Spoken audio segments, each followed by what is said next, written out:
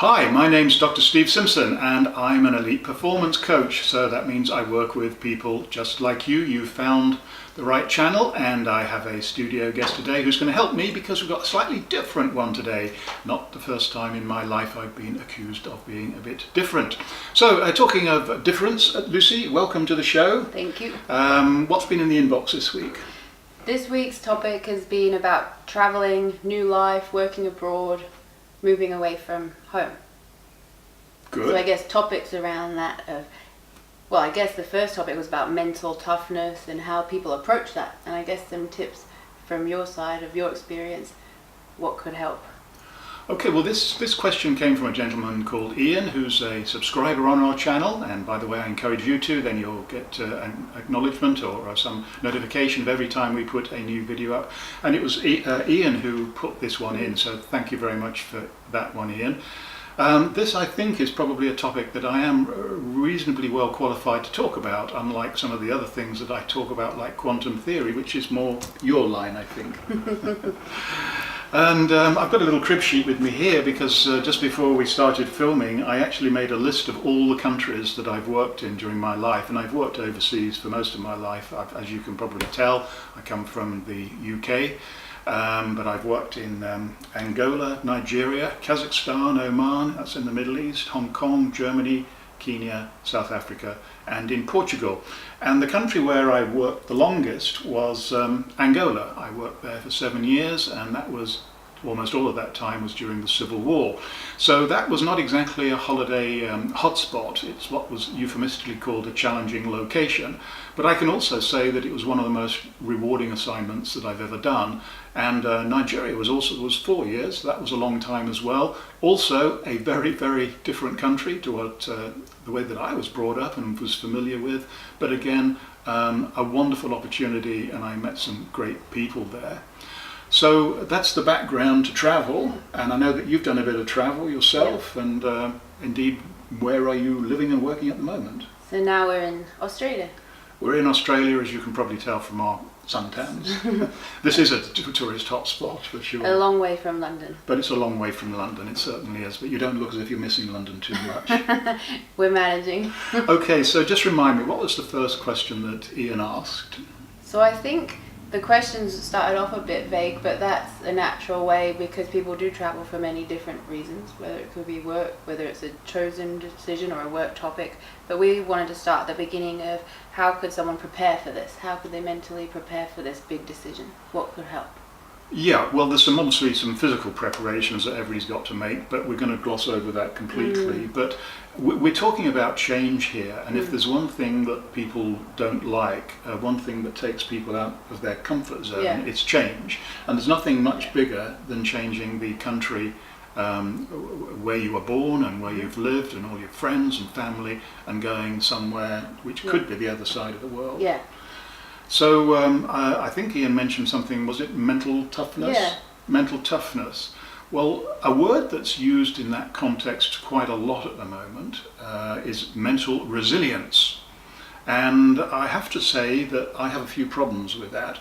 Resilience is a term from physics. If you can imagine a spring wire being stretched, then as you put the load on, it will get longer and longer. And then as soon as you take the weight off, it'll go back to exactly what it was. So it's a kind of elasticity. And but of course, if you put too much weight on, the spring will get more and more stretched, and when you take the weight off, it will fail to come back to its original state. And so people write about mental resilience, and it's a power word at the moment. But I did warn you, this channel's a bit different. The view that I take is it is not resilience that's most important, it's flexibility. That's true elasticity. Because if you're going to go from London, let's say, to Lagos, Nigeria, and the first thing that you notice when you land in that airport, it's going to be very, very, very different to anything you've ever experienced in your life before. And to be quite honest, the first time it's probably going to take you so far out of your comfort zone, it's going to be could be a frightening experience. So how would you prepare for that, to have that flexibility? Well, I don't think we can take this in isolation from pretty much everything else in life. you'll have heard me say, put your head in the right place and then the rest of your body will follow. So a little bit of pre-thinking and pre-information about where you're going to is going to help. And of course, when I started doing travel, travel was a very rare thing, and we were considered a privileged breed. Although, frankly, the people who said, oh, we're so envious of you, are the ones that would have never dreamt of going to the places that I went. I mean, the places that I went, in those times, nobody else wanted to go. And, but it suited me because that's where I wanted to go. So it's about knowing in advance that that you are going to go to a very different country, accepting that at face value, and that a lot of things are going to happen to you in those first few weeks. Some of them you'll have prepared and planned for and anticipated, but actually from my experience, most of them won't, which is why planning and preparation is good. But I was writing a blog earlier today, and I said that life is 5% preparation and planning and 95% improvisation. And if you're an actor, then you'll know that. And improvisation is actually easier than learning a script. And as it is such a big decision and a big change that can be uncomfortable at times, if you have those feelings of the question saying, is it the right decision, of self-doubt, how do you manage that? Well, doubt doubt can have two different forms to it. There's a certain amount of feeling of uncertainty and not knowing what you're going into, and then there's a feeling of something much stronger, which is real fear. And if you are very fearful, I would say that you want to be really, really sure that you're going for the right reasons. If you've got uncertainty, another word for feeling uncertain inside yourself and butterflies in the tummy, in fact I think I remember you telling me that quite a long time ago, that's another word for excitement. Because it is exciting to travel. Even today, when the world is a much smaller place, there is an incredible excitement to going to new countries. So how would someone know if they're excited and it's a good reason to be out of their comfort zone, or if they're making the wrong decision? Well, I think their body, if they're really doing something for the wrong reason, we have this thing called intuition, which is like almost 100% reliable. And if our stomach and our heart and our head are all kind of screaming at us, don't go, then I think we'd be well advised to at least listen to that message. So about tapping into your intuition. Yeah, tapping into your intuition. But the excitement, that's normal. And also it's the confidence, you see, because I keep on saying to people, we are living inside a body, and particularly living inside a head that is like a Ferrari. It really is state of the art. The trouble is that nobody left us a manual for the Ferrari, and we don't even know how to get out of first gear. So I guess that would link with your first comment. Having the flexibility means having the confidence that if it does go off the path, you'll be able to manage that. Yeah, and stretching the analogy here back to the Ferrari, the fact is that let's imagine that the Ferrari's got an automatic gearbox. Then all of us know how to start a car. And we know how to steer. It's got and we've got a sat nav there as well. Actually, there's not much for us to do apart from hold on to the steering wheel. And so it is with life. We've had millions of years of evolution going into making us the miracle of nature that we are, especially the way that our mind operates. And our default state is to deal with stuff. And in the olden days, I think we were better at improvisation then than we are now. So I think with a new life, it's not just starting a new job. That's a great point, Lucy, because I think you're going to find it very difficult to survive in any new country, but particularly a challenging one, and without the support of social groups. Because we are evolved as social animals, and we're not designed to live on our own. So if you are a very introverted person who just can't bear the thought of going out and making friends with new people, then it's certainly going to be a challenge. And again, I'll give serious thought to really whether this is the right thing for you. Introversion is a completely different subject anyway, but my view about the human body, as you know, is our default state is to be social. That's what the evolution's gone into. Now, things happen to us in life which can make us introverted, but as I say, that's for another day, a conversation like that. But definitely, if you try and survive on your own, it's going to be very difficult. But in these foreign countries, amongst the expatriate community, there aren't the usual sort of boundaries. They're far more open because they're all in the same place. They've all had to go through it. So they tend to be very welcoming to new people. And you don't have to make any great effort to be social. People will just drop down and say, come on, we're all going to the beach, or we're going running through the jungle, or whatever it might be. Any tip to kickstart that confidence to even take the first plunge? Well, just trust, really. It's about improvisation, 5% planning, but the rest is, putting yourself in the right place. As I say to people, put yourself in the game. So you're in a foreign country, and just be very open. And it's going to happen without you planning it, quite honestly. That And if you are really scared to do that, how to just push through and say, no, I'm going to go to the beach, I'm going to accept that invitation?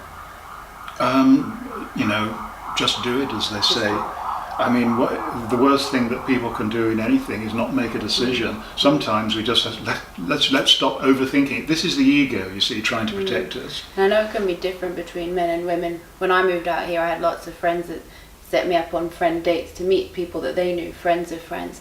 But also with men, it can be a bit more unnatural. That doesn't happen so easily. Well, different. My only experience is being a man, so I can't really comment on that. But I'm glad, there could well be differences. Yeah. And so, we just have to follow our instincts on that. But men, generally speaking, seem to manage to find people to talk to and go out and do things with, and I'm sure women do as well. So just being available. Just making yourself available, And just putting yourself in. That's tied up with the fears, and if there's any other fears associated with moving, like practical fears, whether it be flying or whether it be security if you're a lone traveller as a woman, how to manage fear. Well, fear. There's a difference between, I'm sure I've done another video somewhere on this channel, the difference between fear and anxiety. Anxiety is worrying about things that may or may not happen in the future. And the best way to deal with those is to make a plan. Do some scenario planning and get in touch with the local, your consular office or whatever it might be. There's so much information on the internet about security briefings, things to do, what not to do. I mean, this is really nothing much to do with the mind state, but it helps to put the mind in a good place. So a lot of there's so much good advice, just follow that. Now, real fear is when you are in a life-threatening experience, and that has happened to me a few times, only a few times, fortunately. But when you are in a situation like that, actually it's not really fear, because your mind becomes completely clear and it becomes very obvious to you what you have to do. The fear of flying? Fear of flying, you see, that's an anxiety, that's not a fear. Fear of flying is a very common phobia. I think it's so distressing to hear people say, "Oh, I can never go on holiday abroad. I can never go and work abroad because I just can't fly. I'm so terrified of flying." Well, again, this is a different subject, but trust me, I've come across many phobias in my work, and they are all potentially fixable. And there are plenty of experts out there in the world who concentrate solely on dealing with people with fear of flying. So and some of the airlines do that themselves. So there is a reset button in our brain that we can press for these kind of things. So it's not a reason to be held back? No, it's a reason to get it sorted out before you go. But that is such a self-limiting thing. And we are very, very good at inventing self-limiting reasons why we can't do stuff. But at least fear of flying, that shouldn't be one of them. So we've spoken about comfort zone and confidence and other fears. How about the fear of what you're leaving behind if you're starting a new life? Well, that is going to be that's in the equation when you decided to take that assignment. Again, it's a lot easier now than it used to be. When I first started traveling, I was literally isolated. We had no internet. We didn't even have telephones. We didn't have television. I think we got letters once a week if we were lucky. So, but today we live in a completely different world, and we feel we have control over our life 24/7. So the good news is that that's what Skype is for. You can keep in touch, and there are so many other social media platforms that we can use. So the world is a small place. You can literally travel from one side to the other in less than 24 hours now, and compared to the old days, travel is a lot more affordable than it used to be. So I'm thinking of saying no decision is irreversible, and even if you did get there and it wasn't working out, then you could always come back. Things are fixable. The situation can change at any point. Yeah, I would say again, it's something to expect. Generally speaking, you'll have had a very good reason for taking this assignment or going to this country, and the balance is that the excitement to take you there is going to be stronger than the things that are holding you back. Now, if I was to give any advice, I would say go for a month. You know, the chances are that you're going to get such a buzz as soon as you land and start meeting people. It's going to be the best month of your life. But there are some people who they find the change, upsetting. There's so much change, it overwhelms them, and then they're missing their family or their goldfish or whatever it might be, and they want to come home. Well, if you've got really strong feelings like that, then obviously it's a bit like what we said before, you have to follow them. But give it a go. If you're able to give it a go for at least a month, you will have found that in that time you will definitely have started to make your social networks. You'll start to meet the local people, because you don't want to live with expatriates all the time. That's very important, by the way. You're going to see the benefits of the new country you've gone to.